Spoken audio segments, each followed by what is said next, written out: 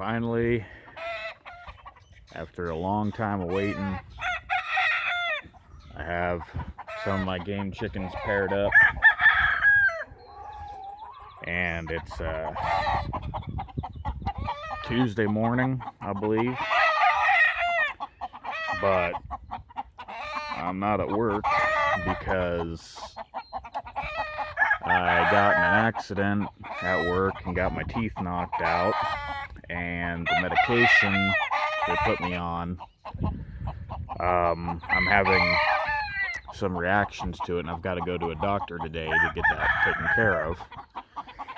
But I thought this would be a good chance to video some of my birds and also to cover a word of the day, and that word is throwback.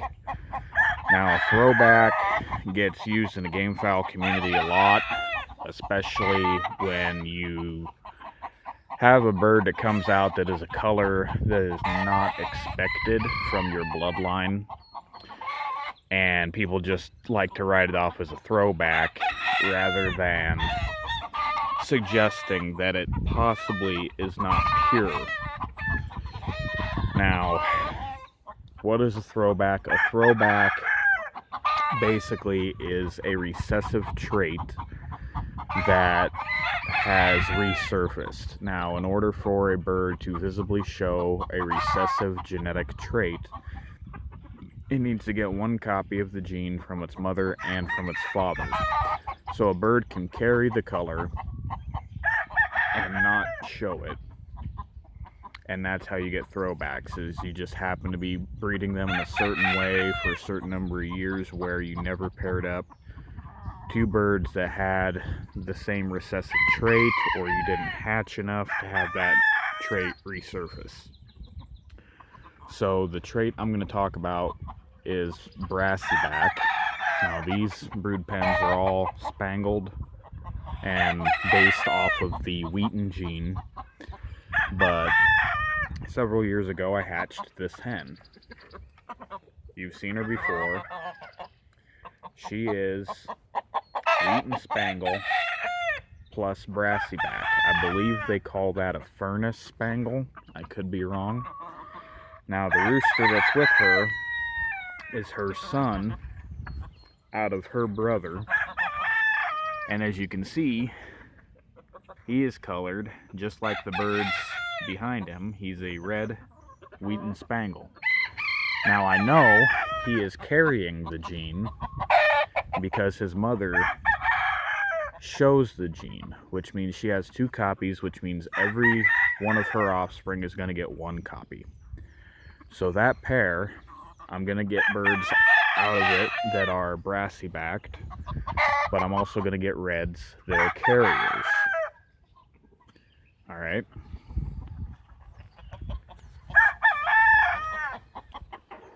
This pair here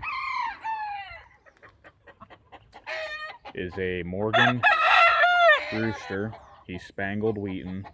The hen, however, is just a regular Wheaton pattern. And the reason she is because she, just like this old hen here, have gull blood in it. G-U-L-L, gull. Alright? Now, more than likely, she is carrying the spangled trait. Now, a lot of times with recessive traits, you're going to see little, what you call indicators that hint at the fact that that gene is in there.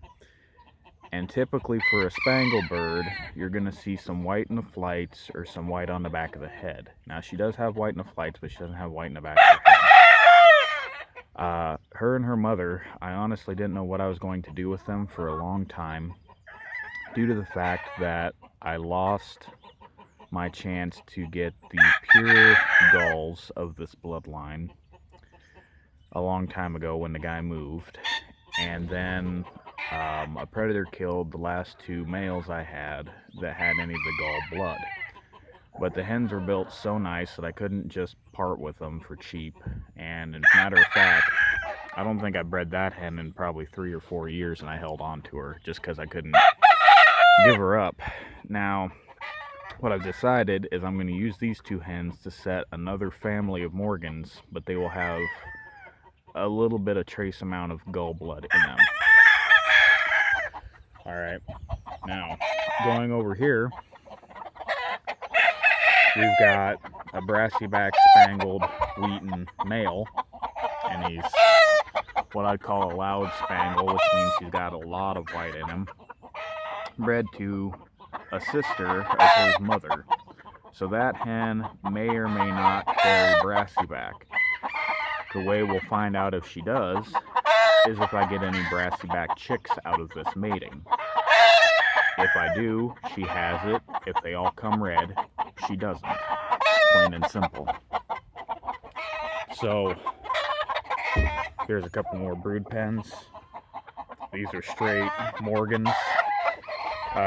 Pretty much all I breed for game chickens anymore is the Morgans, and I'm actually going to be getting some new blood here in the near future that is distantly related to what I've already got. But essentially, just going back to the original question, a throwback is a recessive trait. So if you study genetics and you learn orders of dominance and what genes are dominant and what genes are recessive, you're going to know whether or not you have a true throwback or not. And, you know, some people would see a brassy backed Morgan white hackle and say, well, that isn't right, that doesn't exist. But you research the history, and the Morgans trace back to the North Britons, and the North Britons have in their ancestry a bloodline that was called Furness, which is a color and a location, both coming from England. And the Furness color is often associated with brassy-backed patterned birds. There's what they call brassy-back, polecat, and Furness. And to be honest, I still haven't straightened out which one's which myself, and I've been trying to figure that out for several years. But the point is if you research the bloodlines and you look into the bloodlines that make the bloodlines of your bloodline and establish a pedigree and a lineage, you can say with certainty, yes, these are Morgan white hackles, because the bloodline that made them through brassy backs and the bloodline that made those through brassy backs. Now, is it possible that a more recent infusion was made and brought the brassy back genes back into the equation? It's possible, but also not that likely. I've been able to trace on paper these birds pretty much all the way back to Morgan himself, and that's why I say with confidence that these are straight Morgans. Now, once I set this family with the gull blood, when I do sell the birds, I will note that they do carry a certain percentage of gull. But there again, if you're familiar with the bloodlines, gulls are basically just another family of white hackle. That's all they are. So it's just like putting a different brand of tire on your car, I guess. As long as it's got the same style of tread and the same size, it does the same purpose.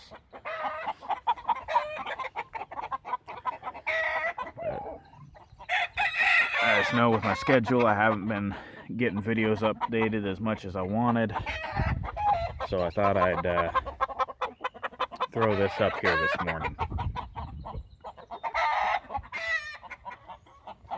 Thanks for watching. Be sure to share our videos, hit subscribe, like, you know, that helps us out a lot. Share them with your friends on Facebook, and help to promote the preservation of these old breeds.